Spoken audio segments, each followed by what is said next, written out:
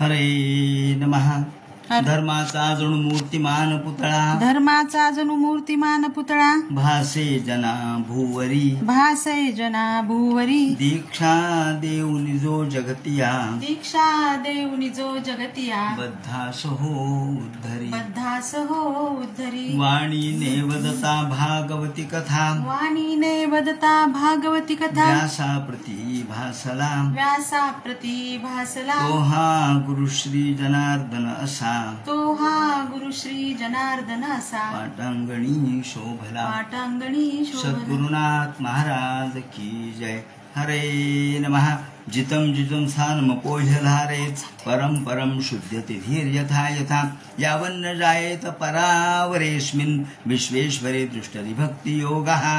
भगवान वेदव्यास वर्णन करून सांगू लागले आणि शुकाचार्य राजा परीक्षितीला सांगतात आणि सूत शौनकादिकाचा संवाद पहिल्यापासूनच चाललेला आहे.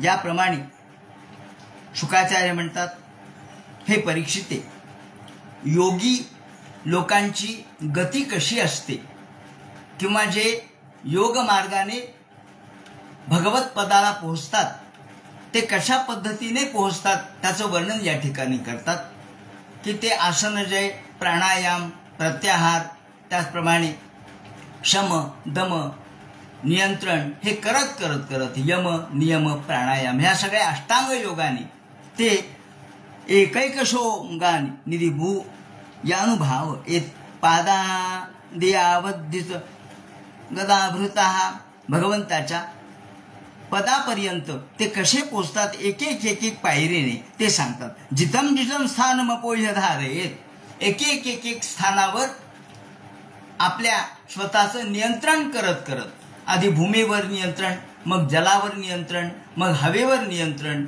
मग आपल्या आकाशावर नियंत्रण, याप्रमाणे पंचमहाभूतावर नियंत्रण करत करत करत हा योगी भगवंताच्या पदापर्यंत पोहोचतो.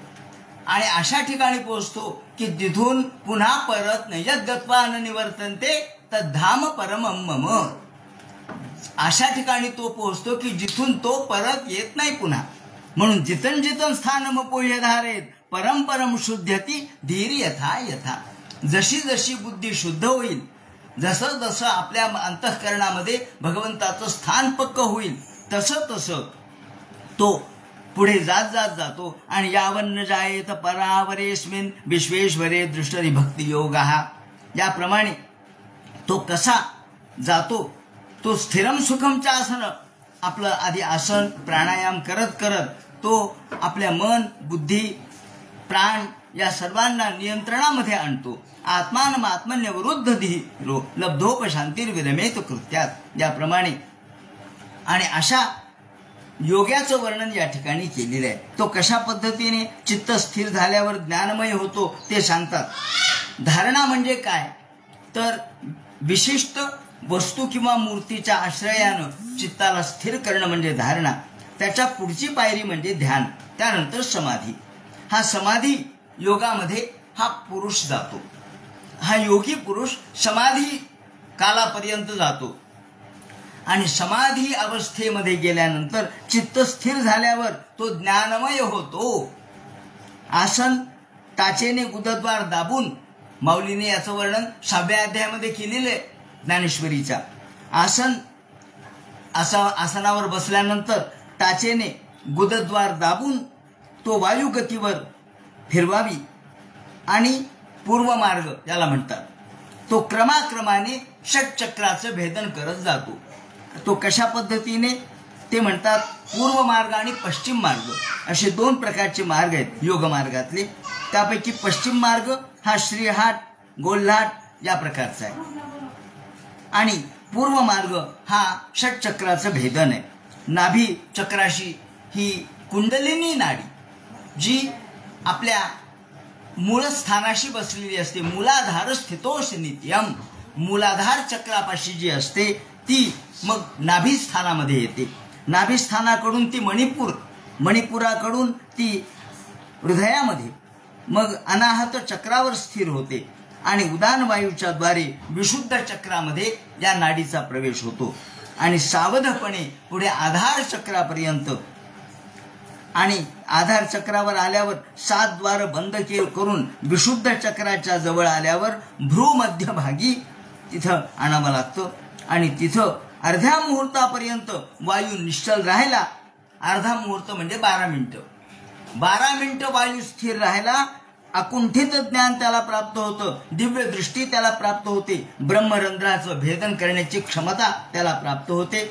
आणि मग त्याची गती मनाप्रमाणे होते. तो कुठेही जाऊ शकतो. आपल्याला योग्याची गती कशी याचं वर्णन त्यांनी केलेलं आहे. माऊलीने सुद्धा म्हटलंय की असा योगी मग तो समुद्राच्या पलीकडचं पाहतो, तो काळाच्या पलीकडे बघू शकतो, तो किती दूरचा पाहू शकतो, किती दूरचा ऐकू शकतो. कारण योग गती, योग मार्ग हा एवढा अलौकिक आहे. परंतु तिथपर्यंत पोहोचणं आवश्यक आहे. ब्रह्मलोक आणि सिद्ध लोकांपर्यंत तो जातो. देवादिकांच्या क्रीडास्थानामध्ये, विहारामध्ये त्याला प्रवेश मिळतो. ब्रह्मांडामध्ये मुक्त संचार तो करू शकतो. आणि वाटेल त्यावेळेला तो शरीराचा त्याग करू शकतो किंवा इतर दुसरं शरीर धारण करू शकतो. इंद्रिय आणि मन या ठिकाणी नेता येत नाही. वायू हा लिंग धारण केल्यानंतर योग्याला कुठेही जाता येतं. आकाश मार्गातून ब्रह्ममार्गाने गेला की योगी तेजस्वी होतो, तो ओजस्वी होतो. सुषुम्ना नाडीच्या साह्याने पहिल्यांदा अग्निलोकामध्ये तो जातो. त्याचं वर्णन त्यांनी केलेलं आहे. मनस्वबुद्ध्या मलयम्य नियम्य क्षेत्रज्ञ येतान नियत येतात म्हणे आत्मानमात्मन विरुद्ध धीरो लब्ध शांतीर विरमेत कृत्यात न यत्र कालो निमिषो निमिषांपर प्रभू. ज्या ठिकाणी काल नाही, काळाची मर्यादा नाही, काळाच्या पलीकडे तो जातो, काळ ओलांडून पलीकडे जातो. आपण सगळे काळाच्या मध्ये बद्ध आहेत. भूतकाळ, वर्तमान काळ, भविष्य काळ या तिन्हीमध्ये आपण अडकलोय. पण जो या ध्रुवाच्या चक्रापर्यंत जातो, ध्रुव चक्रापर्यंत, त्या आढळ पदापर्यंत गेल्यावर तो काळाच्या पलीकडे जातो. त्याला काळाचं मर्यादा, काळाची राहत नाही. आणि न यत्र कालो निमिषांपर प्रभू कुतोनु देवा जगताम ईशिरे. याप्रमाणे योगी हा ध्रुवचक्रावर जातो आणि हा अग्निलोकात गेल्यानंतर तिथे पाप नष्ट होतं. नंतर सुषुमार चक्रावर ब्रह्मांडाचं जे नाभिस्थळ आहे ते ध्रुवचक्र आहे. त्याला ओलांडून तो सूक्ष्म रूपाने एकटाच पुढे जातो. त्याला सगळे वंद्य मानतात. अशा प्रकारचा हा योगी लोकांचा प्रवास त्यांनी सांगितलाय. आयुष्य असलेला योगी आनंदाने तिथे वास करतो. ध्रुवचक्रावर ब्रह्मवेत्यांच्या महरलोकात स्वर्गातील देवांचा प्रवेश ज्या ठिकाणी होत नाही, अहो स्वर्गातले लोक देखील तिथे जाऊ शकत नाहीत, तिथे हा जातो. त्या ठिकाणी शेषमुखातील अग्नी त्याला त्रास देऊ शकत नाही. बाकी सगळं शेषमुखातल्या अग्नीमुळे समूळ दग्ध होतं. पण हा योगी त्यापासून अलिप्त असतो, कारण तो सर्वांच्या पुढे गेलेला आहे. तो त्याच्याही वर ब्रह्मपदाला जातो. इथे तो नित्य राहतो. इथलं आयुष्य 2 परार्ध आहे. आणि ब्रह्मांड भेदन करणाऱ्या योग्याचं वर्णनाच्या 3 गती त्यांनी सांगितलेल्या आहेत. कोणत्या? एक, पुण्यकर्माने तेथे मोठे अधिकारी होऊन तो राहतो.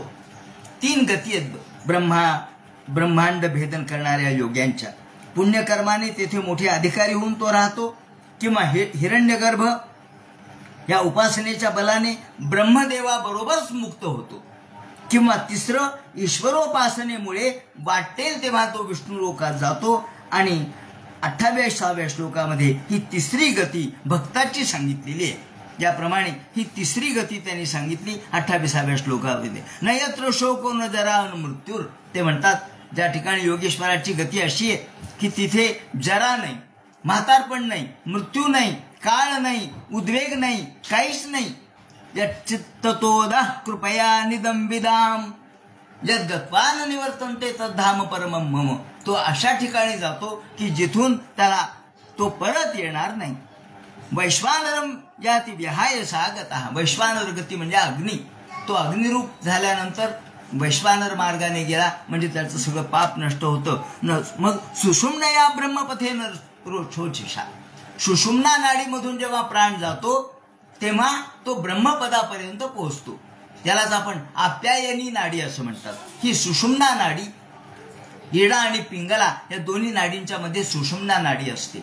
या सुषुम्ना नाडीतून प्रवेश जा योग्यांच्या प्राणाचा होतो किंवा जीवाचा होतो, तेव्हा तो ब्रह्मांड फोडून पलीकडे जातो. नमस्कृतम ब्रह्म विदामुपैती, त्याला ब्रह्मादिक देव सुद्धा नमस्कार करतात. त्याला ब्रह्मादिक देव सुद्धा या बसा बसा म्हणतात. या ठिकाणी पर्यंक विद्या सांगितलेली आहे एका उपनिषदामध्ये, कौशितिकी उपनिषदामध्ये पर्यंक विद्या सांगितली आहे. या पर्यंक विद्येमध्ये त्याला कशा पद्धतीने तिथे राजोपभोग मिळतात याचं वर्णन केलेलं आहे. मोठमोठ्या देवता त्याला नमस्कार करतात. अशा पद्धतीने हा तो कसा राहतो याचं वर्णन केले. नमस्कृतम ब्रह्म विदामुपैती कल्पायुषो यद विबुधार म्हणते. कल्पायुषा, त्याला 2 परार्ध एवढं आयुष्य, ब्रह्मदेवा इतकं आयुष्य त्याला मिळतं. आणि जेव्हा भगवान त्याला आज्ञा करतात तेव्हा असे जे मुक्त आहेत ते मग संत रूपाने अवतीर्ण होतात. आम्ही वैकुंठवासी आलो याची कारणाशी, बोलले जे ऋषी साच भावे वर्तावया. तुकाराम महाराज, ज्ञानेश्वर माऊली यांना भगवान म्हणतात, जाओ भक्तांना म्हणतात तुम्ही मुक्त आहात, पण तुम्ही पृथ्वी तलावर जा आणि भक्तीचं महिमान लोकांना सांगा, माझं कार्य करा. आणि भगवंताच्या आज्ञेने मग ते मुक्त झालेले लोक पुन्हा पृथ्वीवर येतात. त्या पृथ्वीवर येण्यामध्ये त्यांचं कोणतं कर्म नसतं. आपलं जसं आपण प्रारब्ध कर्माने जन्माला येतो तसे ते प्रारब्ध कर्माने जन्माला येत नाहीत. त्यांचं प्रारब्ध कर्म केव्हाच समाप्त झालेलं असतं. मग ते कोणत्या? भगवंताच्या आदेशाने. आम्ही वैकुंठवासी आलो याची कारणाशी. त्यांना पूर्ण माहीत असते की आम्ही वैकुंठवासी असणाऱ्या भगवंताच्या आज्ञेने आम्ही आलोत, आम्ही इथे नाहीत. आम्ही जातो आमच्या गावा, आमचा राम राम घ्यावा. जेव्हा संत तुकाराम महाराज वैकुंठाला चालले सदेह, तेव्हा ते म्हणाले की आमचा राम राम घ्यावा, आम्ही जातो आमच्या गावा. आम्ही आमच्या गावाला चाललो. हे आमचं गाव नव्हतं, आम्ही फक्त एक कामापुरते आलो होतो. आता आम्ही आमच्या गावाला चाललो आणि इथून आमचा रामराम तुम्हाला आम्ही करतो. तुम्ही या ठिकाणी येथून या जन्म तुटी. आता आमची जन्म पुन्हा नाहीये, आमची जन्म तुटी झाली, आमचा जन्म समाप्त झाला. आमची हेची भेटी येथून या जन्म तुटी. आणि मग जर तुम्ही वैकुंठाला आलात तर राम राम मुखे बोला. आमची तुमची ओळख कशी व्हावी? तुम्ही जेव्हा राम म्हणाल तेव्हा आम्हाला कळेल की आपण पृथ्वी तलावर भेटलो. तात्पर्य असं की ज्ञानेश्वर माऊली सुद्धा आपल्याला वाटतं काय हो, 16व्या वर्षामध्ये ज्ञानेश्वरी लिहिली, 21व्या वर्षात समाधी घेतली. अहो, ज्ञानेश्वर एकटे नाही, ज्ञानेश्वर असतील, मुक्ताबाई असेल, त्याचप्रमाणे या सोपानदेव असतील, निवृत्तीनाथ असतील. अहो, सर्वांनीच आपलं आयुष्य वयाच्या 25व्या वर्षापर्यंत सगळं संपवलं. काय असेल ही क्षमता? आणि त्यांना असं वाटलं नाही का आपल्याला दुःख होतं. त्यांना ते म्हणाले नाही, आम्ही सगळ्याच्या पार आहेत, आम्ही सगळ्याच्या पलीकडे आहेत, फक्त दिग्दर्शन करण्यासाठी आम्ही या जगामध्ये आलेलो होतो. म्हणून नमस्कृतम ब्रह्मविदामुपैती. कारण जनाबाईंची साक्ष याला. जनाबाई म्हणते महाविष्णूचा अवतार सखा माझा ज्ञानेश्वर. महाविष्णूचा अवतार आहे. प्रत्यक्ष महाविष्णू ज्ञानेश्वर रूपाने जन्माला आले, प्रत्यक्ष शंकर निवृत्तीनाथ रूपाने जन्माला आले, ब्रह्मदेव सोपानदेव रूपाने जन्माला आले आणि माया ही मुक्ताबाई रूपाने जन्माला आली. अथो अनंत सुमुखा नलेर. आणि अशा ठिकाणी हा योगी जातो की जिथे जो शेषाग्नी आहे, शेषाच्या मुखातला अग्नी आहे, तिथेही त्याला बाधा करू शकत नाही. निर्याती सिद्धेर ज्योष्ठधेष्ण्यम यद्वै परार्ध्यम दुभारमेष्ठ्यम नयत्र शोको न जरार मृत्यूर न जाती वेगो. त्या ठिकाणी कोणताही उद्वेग नसतो, जरा नाही, मृत्यू नाही, त्याचप्रमाणे आयुष्य त्या ठिकाणी कोणतंच नाहीये, काळ त्या ठिकाणी नाही. नयत्र शोको न जरा न मृत्यूर नातीर्ण चोद्वेग ऋते कुतश्चित. फक्त ऋतंच सत्यम, फक्त ऋत त्या ठिकाणी आहे. भगवंताची आज्ञा तेवढी त्या ठिकाणी आहे. एक चित्त दोधा कृपया निदम विदाम दुरंत दुःख प्रभवानुदर्शनात. याप्रमाणे ते म्हणतात असा हा तत्र ब्रह्मलोकम गतानम त्रिविधा गतीही. आणि म्हणून आता सांगितलं ब्रह्मलोकात गेल्यानंतर 3 गती सांगितल्या त्यांनी 28व्या श्लोकामध्ये. कोणत्या? ततो विशेषम प्रतिपद्य निर्भयस्तेनात्मना वो नलमूर्तिरत्वरन. या ठिकाणी 3 गती आहेत. एक पुण्यकर्मानं तिथं मोठा अधिकारी होऊन राहणे, किंवा हिरण्यगर्भ उपासनेच्या बलाने ब्रह्मदेवाबरोबर राहणे, किंवा ईश्वरोपासनेमुळे वाटते त्यावेळेला विष्णू लोकात जाणे. अशा 3 गती आहेत. याप्रमाणे ज्योतिर्मय वायू मुपेत्ते काले वायवात्मनाखम बृहदात्मलिंगम घ्राणेन गंधम रसनेन वैरसम रूपम तृष्ट्या ध्वरम च वेद. याप्रमाणे तो हा जो योगी आहे तो घ्राणेनाधिष्ठितेन गंधम उपेत्य श्वसन स्पर्शम नभो गुणत्वम शब्दात्मकम प्राणेन तत् कर्मेंद्रियेण आकुति तत्क्रियाम. याप्रमाणे या सगळ्या स्थूल क्रिया तिथे नष्ट होतात आणि सूक्ष्म अहंकार देखील तिथे नसतो, कार्याचाही अहंकार नसतो. आणि असा ब्रह्मात्मक ब्रह्मरूप झालेला विश्वात्मक असलेला हा जो योगी आहे तो सभूत सूक्ष्मेंद्रिय सन्निकर्षम, तो सर्व भूतांच्या मध्ये आपला आत्मा सन्निकर्षित करू शकतो. आणि याप्रमाणे सर्वांच्या मध्ये हा आत्मा प्रविष्ट करू शकतो. हा महाविष्णू ज्या वेळेला भगवान त्याला आदेश देतात आणि पृथ्वीवर काही सत्कार्य करायचं असेल, भक्ती मार्ग दाखवायचा असेल, तर महाविष्णू त्याला आदेश देतात. त्याप्रमाणे हा पृथ्वी तलावर येतो आणि संत महात्मे म्हणून जन्माला येतात. महाविष्णू प्रकृती, महतत्व, सूक्ष्म आकाश, महदाकाश, स्थूल आणि सूक्ष्म आकाश, वायू, तेज, पाणी, पृथ्वी अशा पद्धतीने हे विराट रूपाचं वर्णन या ठिकाणी केलेलं आहे. आणि पुढे ते म्हणतात तत्वम गुणसण निरोधम. याप्रमाणे शुकाचार्य म्हणतात हे परीक्षिते, अशा पद्धतीने तुला हा मी मार्ग सांगितला आणि भक्ती मार्ग आता तुला सांगतो. असं म्हणून भक्ती मार्गाचं सांगतात की तेनात्मनात्मा मुपैति शांत मानंद मानंदमयो वसाने. हा आनंद रूपामध्ये तल्लीन होतो. मानंदमयो वसाने, हा आनंद रूपामध्ये एवढा तल्लीन होतो की या आनंद रूपाचा साक्षात्कार त्याला सर्वत्र होत असतो. कारण आनंद हेच आपलं स्वरूप आहे. ते म्हणतात हा आनंद रूप कसा आहे? आत्मा हा मुळात आनंद रूप आहे. आत्मा आनंद रूप कशामुळे? तर आनंदात देवही जातानी. आनंद हे त्याचं स्वरूप आहे. आनंदातूनच त्याची निर्मिती होते, आनंदामध्येच तो विलीन होतो. याप्रमाणे आनंदाचा अनुभव त्याला कसा येतो ते सांगतात. आणि या आनंद रूपाचा साक्षात्कार झाल्यानंतर तो सर्वातून मुक्त कसा होतो ते सांगतात की असा हा आत्मा जो योगी लोकांचा आहे तो सर्वांच्या दृष्टिकोनातून श्रेष्ठ असा बनतो, जो भूर भू स्व सर्वाच्या पलीकडे जातो. आणि कठोपनिषदात त्याचं वर्णन केलेलं आहे. त्याप्रमाणे पुढे कौशितकीय उपनिषदामध्ये सुद्धा याचं वर्णन केलेलं आहे की तो योग्याची परमगती काय असते. आणि अशी योग्याची परमगती सांगताना ते म्हणतात वासुदेवे भगवती भक्ती योगो यतो भवेत.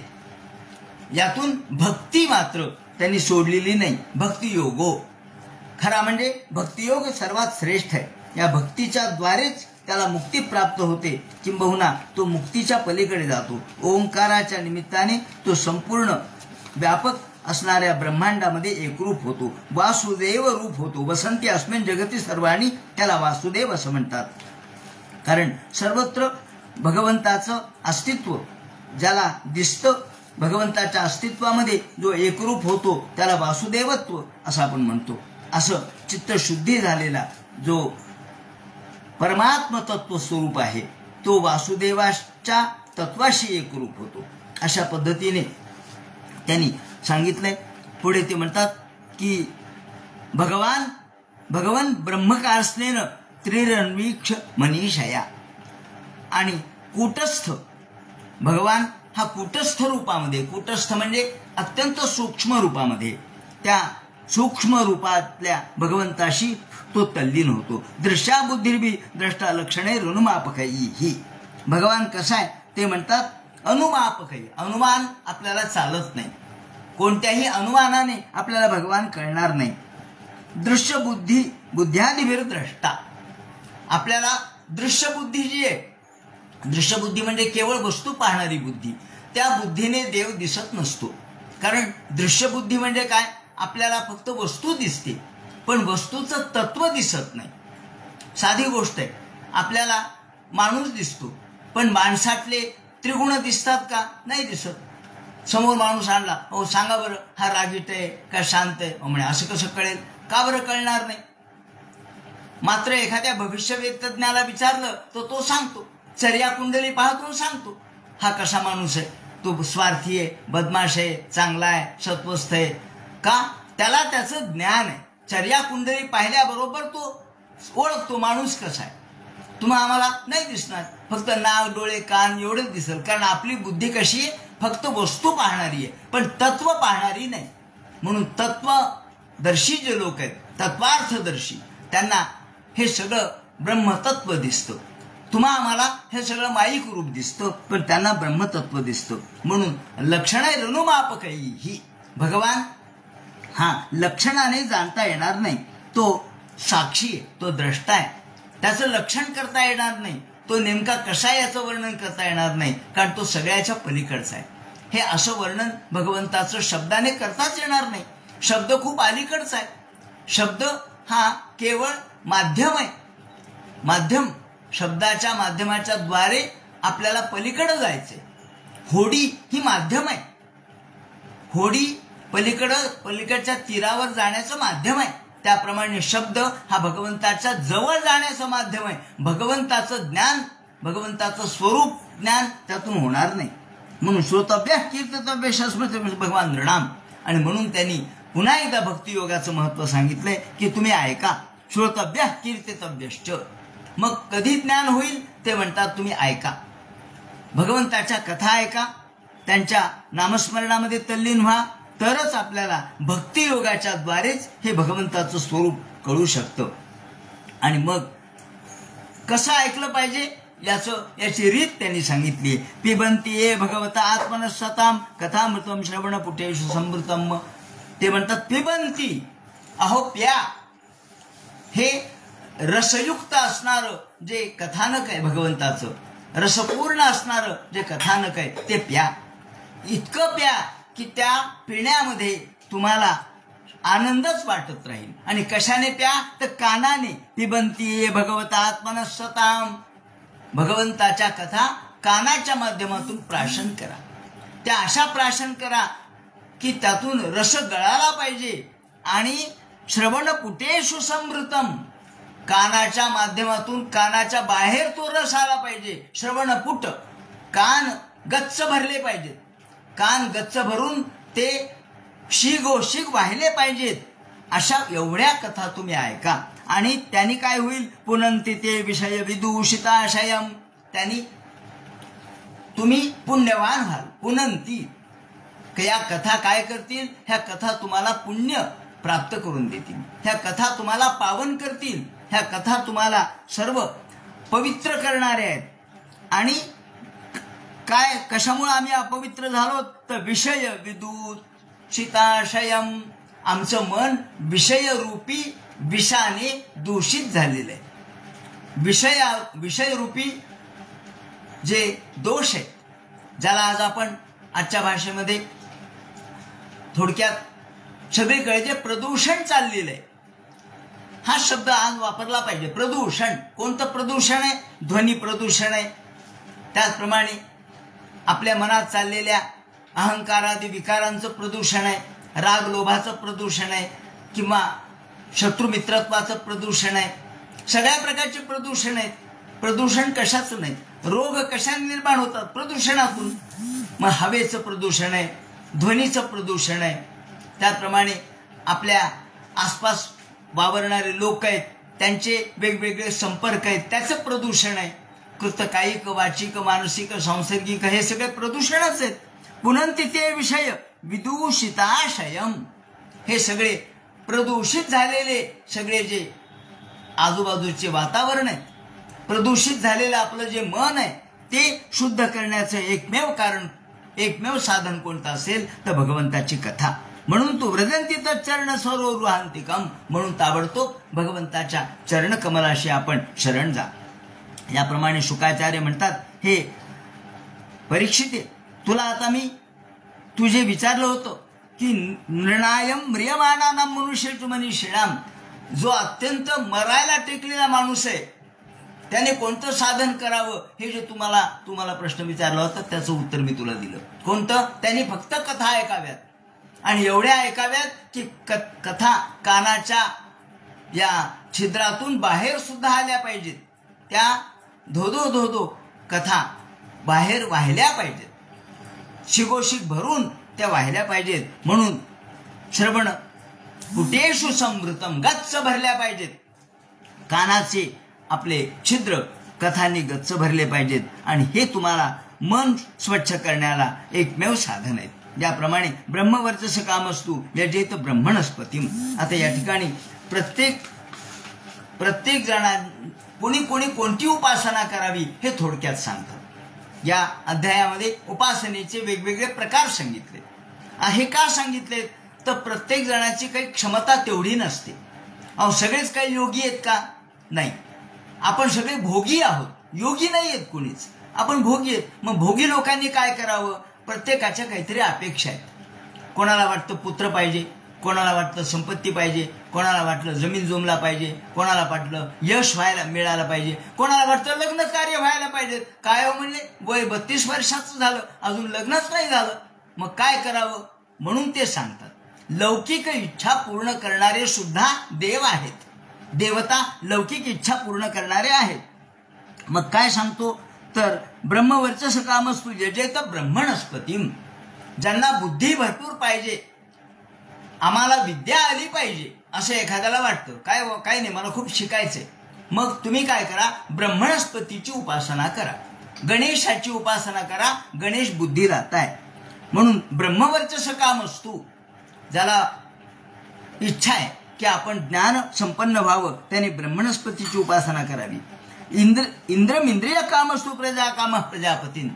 ज्याला आपल्या ऐंद्रिय इच्छाशक्ती, आपल्या इंद्रियाच्या शक्ती चांगल्या बलिष्ठ असाव्यात, आपल्याला बळ प्राप्त व्हावं, आपल्या बाहूमध्ये बल यावं असं ज्याला वाटतं त्याने इंद्राची उपासना करावी. का? तर इंद्र हा आपण काल बघितलं, बाहू इंद्रस्तिष्ठतु. भगवंताच्या बाहूमध्ये कोण आहे? इंद्र आहे. बाहूवर इंद्रस्तिष्ठतु. आणि आपण हे बघितलं काल की इंद्र हा बलाची देवता आहे. म्हणून बलंग म्हणजे बल. हे आम्हाला बळ जर प्राप्त व्हायचं असेल तर इंद्राची उपासना करावी. बलग हृदयमयी अहम अमृते अमृतम ब्रह्मणी. म्हणून इंद्र हा बलामध्ये श्रेष्ठ आहे, तो बलवान आहे, तो देवांचा राजा आहे. म्हणून भगवंताचे बाहू म्हणजे इंद्र आहे. आणि म्हणून आपण बाहू म्हणजे क्षत्रिय मानतो, कारण क्षत्रियामध्ये लढण्याची क्षमता आहे. म्हणून त्यांनी इंद्राची. तर प्रजा काम प्रजापती, ज्याला पुत्रेच्छा आहे त्यांनी प्रजापतीची उपासना करावी. आणि देवी मायाम तू श्रीकाम, ज्यांना धनसंपत्ती पाहिजे, पैसा पाहिजे, धन पाहिजे. आपण म्हणतो ना, धनम धान्यम पशुम बहुपुत्र लाभम शतसंवत्सरम दीर्घमायुः. हे सगळं ज्याला पाहिजे, धन पाहिजे, संपत्ती पाहिजे, पैसा पाहिजे, अडका पाहिजे, श्रीमंती पाहिजे, भोग पाहिजे, ते म्हणतात मग असा तुम्ही देवीची उपासना करा, देवी तुम्हाला सगळं देईल. कारण देवी ही संपत्ती देणारी आहे. म्हणून देवी मायांतु श्रीकाम. आणि तेजस कामो विभावसु हे गंधर्व आहे, हे तेज प्राप्त करून देणार आहेत. त्याप्रमाणे वसुकामो वसून रुद्रान, ज्यांना पैसा पाहिजे त्यांनी वसूची उपासना करावी. जल, ज्यांना भरपूर पाणी वगैरे पाहिजे त्यांनी वसूची उपासना करावी. वसू हा जल, पाणी किंवा पैसा देणार आहे. त्यानंतर ज्यांना शक्तिवान व्हायचे त्यांनी रुद्राची उपासना करावी. अन्नाद्य कामस्वदितीम, ज्यांना अन्न अर्थात भरपूर धन पाहिजे, धान्य पाहिजे. धान्य देवता कोण आहे? जशी 8 लक्ष्मीचे प्रकार आहे धनलक्ष्मी, तशी धान्य लक्ष्मी सुद्धा असते. ही धान्य लक्ष्मी, संतान लक्ष्मी हे लक्ष्मीचे प्रकार आहेत. त्यापैकी धान्य लक्ष्मी ही कोण आहे? तर सर्व देवांची आई जी आहे अदिती, ती धान्य लक्ष्मी आहे. त्यामुळं अदितीची उपासना करावी, ती तुम्हाला धान्य प्राप्त करून देईल. अन्नाद्य कामस्वदिती स्वर्ग कामो देते सुतान. ज्यांना स्वर्ग प्राप्तीची इच्छा आहे त्यांनी देवांची उपासना करावी, इंद्राधिक देवांची उपासना करावी, त्यांना स्वर्ग प्राप्त होईल. याप्रमाणे हे सगळं का सांगितलंय तर लोक भोगवादी आहेत. लोक छोट्या छोट्या अशा गोष्टीची अपेक्षा करतात. अहो निरपेक्ष कुणीच नाहीये, सगळे सापेक्ष देवतांची उपासना करणार आहेत. म्हणून ही छोटीशी रीत या ठिकाणी सांगितली. आणि विश्वदेवाची उपासना राज्यकामासाठी करावी. आणि साध्या संसाधको विषाम, साध्य देवाची उपासना ही कशासाठी सांगितली की ज्यांना प्रजा आपल्या अनुकूल करायची आहे, प्रजा आपल्या बाजूने, लोकांनी मतदान आपल्याला करावं असं जर वाटत असेल तर साध्य देवाची उपासना करा, तुम्हाला हे सगळं साध्य होईल. कारण हा साध्य देव यांनी या मरुत्ताच्या यज्ञामध्ये वाढप्याचं काम केलं होतं. तो साध्य देव, साध्या संती देवा हा असं आपण म्हणतो या मंत्राक्षतेमध्ये. तेव्हा हे साध्य नावाचे देव त्यांची उपासना केली म्हणजे आपल्याला लोकमत आपल्याला आपल्या बाजूने करता येतं, मतदान आपल्याच बाजूने होतं.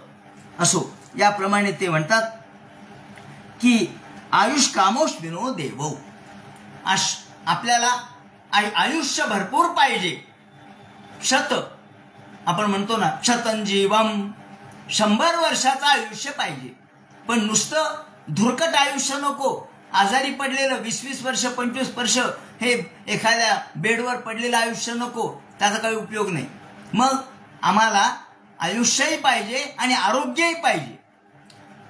म्हणून आपण शरद शतम असा शब्द वापरलो. शरद कशामुळे तर शरद ऋतूमधली जी पौर्णिमा आहे ती आपल्याला अमृतत्व देणारी असते. त्या ठिकाणी ढग नसतात, आपण आकाश सगळं ढग विरहित असतं, ते स्वच्छ असतं. म्हणजे आपल्यामध्ये कोणत्याही प्रकारच्या रोगाचे ढग नसले पाहिजेत. रोगाच्छादित आयुष्य काही उपयोगाचं नाही. म्हणून मुहूर्तंज्वलितम श्रेयहानाचं धूर्मायितन चिरम, नुसतं धुरकट 100 वर्ष जीवन उपयोगाचं नाही. हे केवळ दगडाला सुद्धा असं जीवन मिळतं म्हणे. ते म्हणतात निष्प्रेम चिरंजीवन ते जगी दगडालाही मिळते धिकतया. निष्प्रेम, प्रेमरहित जीवन, आनंदरहित जीवन हे दगडाला सुद्धा मिळतं, त्याचा धिक्कार असो. म्हणून असं नको. तर मग कसं पाहिजे? आरोग्य संपन्न जीवन पाहिजे. तर खऱ्या अर्थाने आपण म्हणतो की आम्हाला शतंजीवम शतमानम, हे शतंजीवम शतमानम कसं पाहिजे तर शरद शतम, शरद ऋतू ज्याप्रमाणे स्वच्छ असतो, आरोग्य संपन्न असतो, रोग त्यावेळेला रोगराई नसते, पावसाळ्यात रोगराई असते, शरद ऋतूत रोगराई हिवाळ्यात नसते. हिवाळा हा आपल्याला अनुकूल असतो. तर तसं अनुकूल जर आपल्याला जीवन पाहिजे असेल तर कोणाची उपासना करावी? ते म्हणतात अश्विनो देवौ. बरोबर आहे. अश्विनी कुमार. अश्विनी कुमार कोण आहे तो? हे अश्विनी कुमार म्हणजे देवांचे वैद्य. अश्विनी कुमार हे देवांचे वैद्य आहेत, देवांचे डॉक्टर आहेत. आणि तात्पर्य हे बरोबरच आहे. अहो जर तुम्हाला आरोग्य संपन्न जीवन जगायचं असेल तर तुम्हाला डॉक्टरची उपासना करावी लागेल. म्हणजे वैद्य म्हणेल तसं वागावं लागेल ना, वैद्य सांगतील तसं ऐकावं लागेल. वैद्य जर म्हणे ही गोळी घ्या तर घ्यावीच लागेल, वैद्य म्हणाले हा काढा घ्या तर घ्यावाच लागेल. का? तुम्हाला जर वैद्यांचं ऐकायचं नसेल तर तुम्हाला रोग होतील. म्हणून ही उपासना, याचा अर्थ काय? तुम्ही त्यांच्या संपर्कात राहा. वैद्यांच्या संपर्कात राहिलं, वैद्यांच्या निगराणीखाली राहिलं म्हणजे तुम्हाला 100 वर्ष निरोगी जगता येईल, हे तात्पर्य आहे. तेव्हा आपल्याला या शब्दांचं तात्पर्यही जाणता आलं पाहिजे, पुराणांच्या भाषेचं. म्हणून ते म्हणतात पुष्टिकाम इलाम यजेत. पुष्टी पाहिजे असेल तर इला म्हणजे पृथ्वी. इला म्हणजे पृथ्वी. ही पृथ्वीची उपासना पुष्टिकामासाठी सांगितलेली आहे. कारण आम्हाला पुष्टी आणि तुष्टी ह्या 2 गोष्टी प्राप्त व्हायलाच पाहिजेत. आपण जेव्हा भोजन करतो तेव्हा पुष्टी प्राप्त होते आणि तुष्टी प्राप्त होते. त्यानंतर प्रतिष्ठा काम पुरुषो रोदसी लोकमातरौ. आपल्याला प्रतिष्ठा पाहिजे असेल तर या पुरुष अर्थात भगवंताची प्रार्थना, आकाशाची प्रार्थना, आणि सौंदर्य पाहिजे असेल तर गंधर्वाची प्रार्थना करावी लागेल. त्यानंतर रूपाभिकामो गंधर्वान, रूप यौवनत्व पाहिजे, रूप चांगलं पाहिजे तर कोणाची उपासना करायची? गंधर्वाची. कारण गंधर्व हे फार सुंदर असत दिसायला, गंधर्वाचं रूप हे सुंदर होतं. म्हणून सौंदर्य संपन्नता जर पाहिजे असेल तर सौंदर्य संपन्नतेकडेच गेलं पाहिजे. जसं लोक ब्युटी पार्लरकडे जातात, बायका ब्युटी पार्लरमध्ये जातात का? त्यांना सुंदर व्हायचंय, मग ब्युटी पार्लरमध्ये जा. अगदी त्याचप्रमाणे त्यांनी सांगितले स्त्री कामोत्सर उर्वशीन, ज्यांना वाटतं आमचं लग्न व्हावं, आम्हाला चांगली बायको मिळावी, चांगली पत्नी मिळावी, तर तुम्ही उर्वशीची प्रार्थना करा, कारण उर्वशी आपल्यासारखी सुंदर पत्नी त्याला देईल. म्हणून ते म्हणतात उर्वशीची उपासना करा. आधिपत्य काम सर्वेषां जयेत परमेष्ठिनम, ब्रह्मदेवाची उपासना आपल्याला सांगितली आहे आधिपत्य प्राप्त करण्यासाठी. सर्वांवरती अधिकार प्राप्त करायचा आहे तर ब्रह्मदेवाची उपासना आहे. आणि जर यश प्राप्त व्हायचं असेल तर यज्ञ करा. त्याचप्रमाणे संपत्ती पाहिजे असेल तर प्रचेतसाची प्रार्थना करा. विद्या पाहिजे असेल तर गिरीश अर्थात महादेवाची प्रार्थना करा. विद्या कामस्तु गिरीशम दाम्पत्यार्थ उमां सतीम, दाम्पत्यार्थ आमचं कुटुंब जीवन चांगलं व्हावं, आमचं कौटुंबिक जीवन आनंदाने राहावं, पती पत्नी यांच्या जीवनामध्ये आनंद राहावा असं जर वाटत असेल, पती पत्नीच्या जीवनामध्ये कोणत्याही प्रकारचं संघर्ष किंवा त्रास किंवा भांडण जर व्हावं वाटत नसेल, आपण म्हणतो ना की आधी आपण पत्नी आणि पती यांनी एकरूप राहावं असं वाटत असेल तर कोणाची उपासना करावी? उमां सतीम, पार्वती देवीची उपासना करा. म्हणून आपल्याकडे पार्वती देवीचं उपासना सांगितली आहे, मग श्रावण महिन्यात सांगितली आहे. त्याचप्रमाणे आपण तिच्यासाठी या गणेश चतुर्थीच्या आदल्या दिवशी आपण व्रत करतो आणि गौरी तीज साजरी करतो. त्याप्रमाणे गौरीचे डोहाळे करतो, चैत्र गौरी. हे सगळं का करतो? तर उमा म्हणजे पार्वती हीच खऱ्या अर्थाने आमचं हे जे दाम्पत्य जीवन आहे ते मंगलकारक करायला समर्थ आहे. म्हणून आपण अविच्छिन्ना प्रीतीरस्तु, आपलं आमच्या पती पत्नीमध्ये अविच्छिन्न प्रीती असली पाहिजे. कुठेही संघर्ष होता कामा नये, कुठेही भांडण तंडण होता कामा नये, कुठेही द्वेष मत्सर होता कामा नये. कधीही आमच्यापासून या केवळ कुटुंब विच्छेद किंवा विवाह विच्छेदाचा प्रसंग येऊ नये, काडीमोडीचा प्रसंग येऊ नये असं जर वाटत असेल तर आपण उमासर देवीची प्रार्थना करावी, पार्वतीची प्रार्थना करावी. का बरं? ते म्हणतात पार्वती आणि शंकर हे असे दोघं जण जोडी आहे की जी शंकराजवळ काही नव्हतं, शंकर कफल्लक होते आणि पार्वती ही गिरीची हिमालयाची मुलगी होती. खरं म्हणजे किती दोघांची विरुद्ध टोक आहेत. एक पूर्ण नग्न आहे आणि दुसरी संपूर्ण राणी जशी असावी तितक्या अलंकाराने युक्त आहे. परंतु या दोघांचा विवाह झाला आणि हा विवाह व्यवस्थित पार पडला. त्याचं कारण पार्वती म्हणाली की मी करेन तर याच्याशीच लग्न करेन. या ठिकाणी खूप सुंदर विवरण आहे आपल्याला. या कालिदासाने जेव्हा कुमार संभव हे लिहिलंय त्या कुमार संभवामध्ये त्यांनी असं विवरण केलंय की पार्वतीने शंकराची इतकी उपासना केली. हा नगाधिराज होता, हा हिमालयाची मुलगी ही खरं म्हणजे एखाद्या हिमालयाच्या म्हणजे तो राजाची मुलगी राजालाच द्यायला पाहिजे होती, श्रीमंतालाच द्यायला पाहिजे होती. पण ती लहानपणापासून शंकराच्या नादी लागली, तपश्चर्येच्या नादी लागली. आणि मग स्वतः शंकर एकदा तिची परीक्षा बघण्यासाठी आले. कालिदासांनी वर्णन केले. शंकर परीक्षा बघण्यासाठी आले आणि आल्यानंतर पार्वतीची त्यांची भेट झाली. पण यावेळेला शंकराने आपलं रूप सगळं पालटलं होतं. हे कुणीतरी बैरागी आहे म्हणून सांगितलं आणि शंकर कसा तुला योग्य नाही हे ते सांगत होते. काय म्हणे, तू एवढी राजाची मुलगी, तू एवढी अलंकार संपन्न आणि तो काय म्हणे जोगडा, त्याच्याजवळ काय, तुला ते बरं वाटेल का? पण तिने दुर्लक्ष केलं. नंतर पुन्हा म्हणाले नाही नाही नाही, माझं ऐक, तू त्याच्याशी लग्न करू नको, दुसरे किती तुला मागणी घालतील, मोठे देव देखील इंद्रादिक देव तुला मागणी घालतील, तू कशाला काळजी करतेस, त्याचा नाद सोड. ती म्हणाली नाही.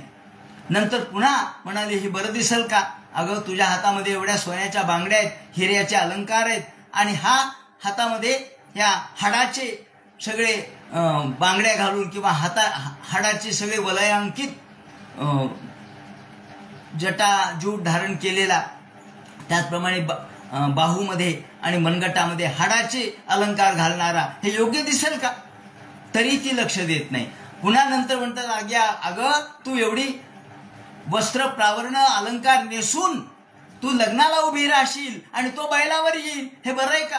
खरं म्हणजे तुम्ही हत्तीवर यायला पाहिजे. हत्ती घोडे हे तुमचं खरं म्हणजे वैभव आहे, आणि तो बैलावर येईल, आणि तू एवढे उंची वस्त्र प्रावरण नेशील आणि तो एखादा ते हरिणाजीन किंवा व्याघ्राजीन किंवा गजाचं जे ज्याला आपण गजचर्म आहे ते अंगाला धारण करून तो येईल, ते गुंडाळून तो येईल, ते बरं दिसेल का ग.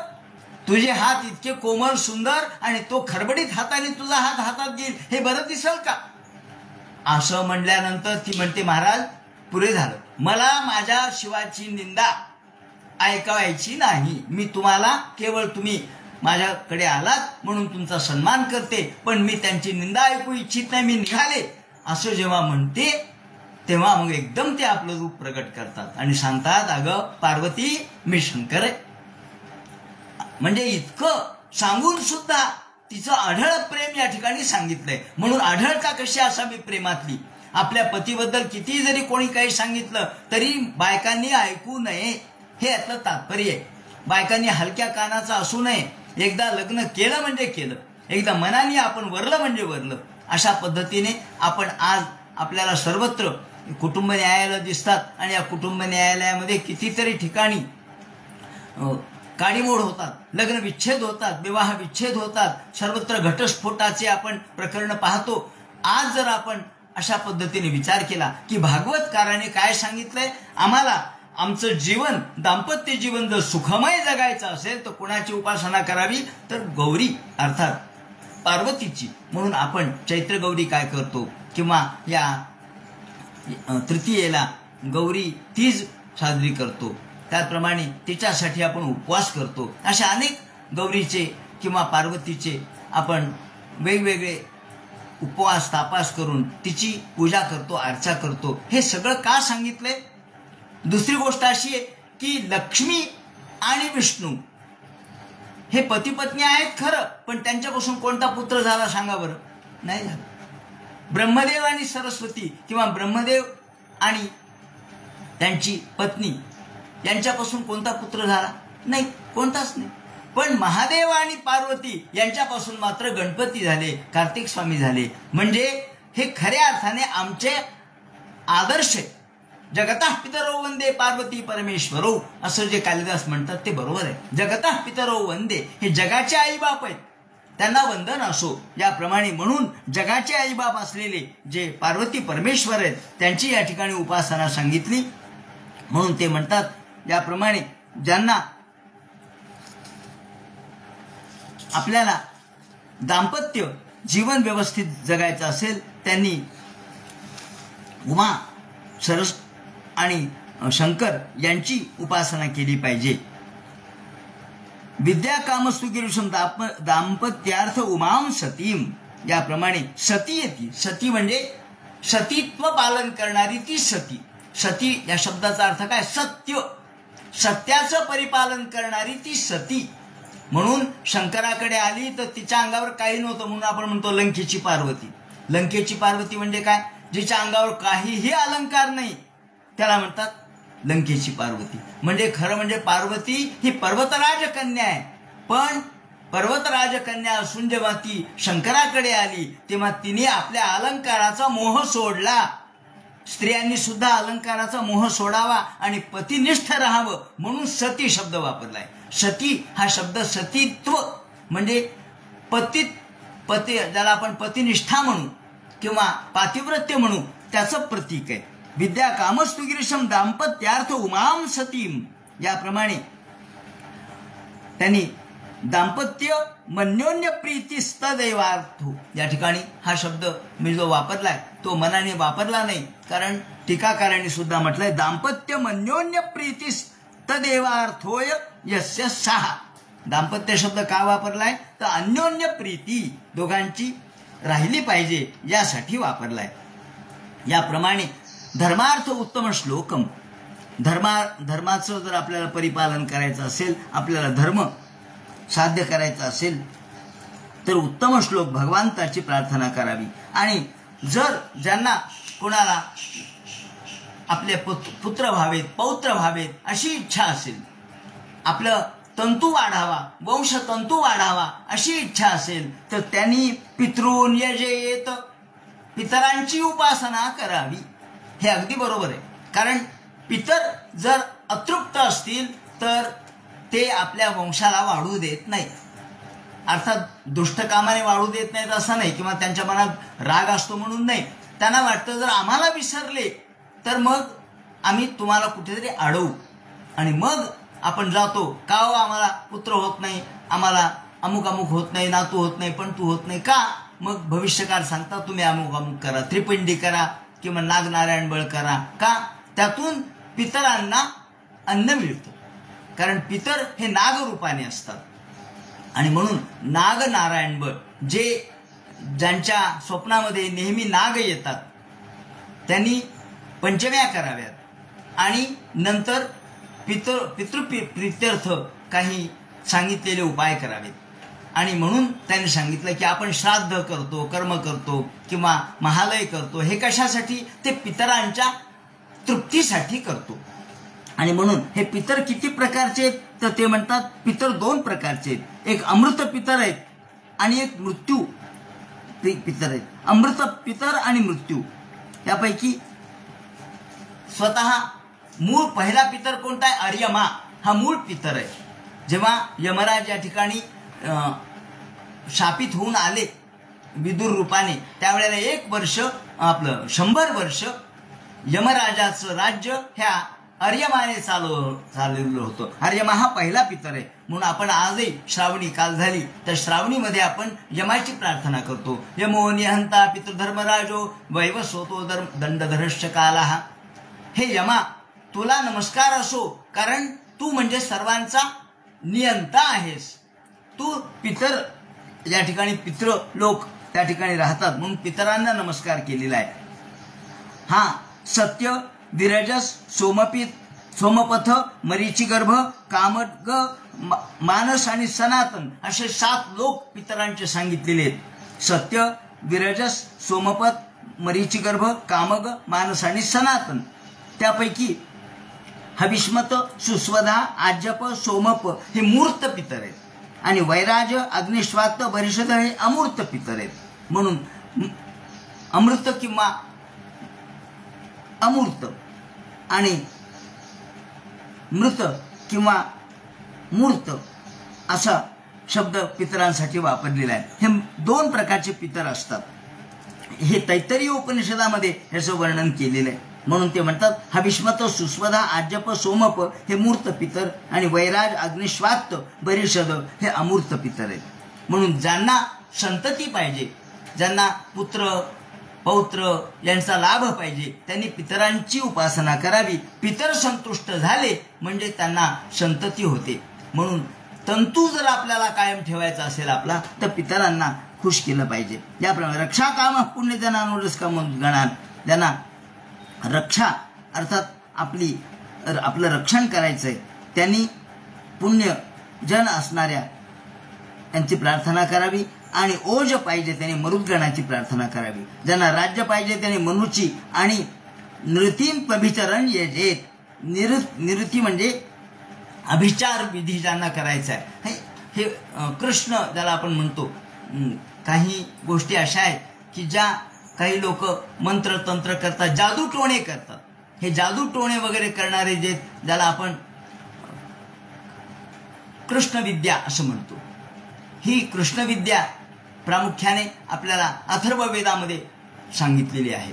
त्यामुळे या कृष्णविद्येचा ज्यांना जादू टोण्याचा कोणाला मूठ मारणे वगैरे हा प्रकार जे करणारे आहेत त्यांनी कोणाची तर निरतीची प्रार्थना करावी, मृत्यूदेवाची प्रार्थना करावी. त्यानंतर कामकामो यजेत सोम मकाम पुरुषम परेत. ज्यांना इच्छा वगैरे आहेत, आपल्या सगळ्या आशा पूर्ण कराव्यात असं वाटतं, त्यांनी चंद्राची उपासना करावी. आणि अकाम पुरुषम भजेत.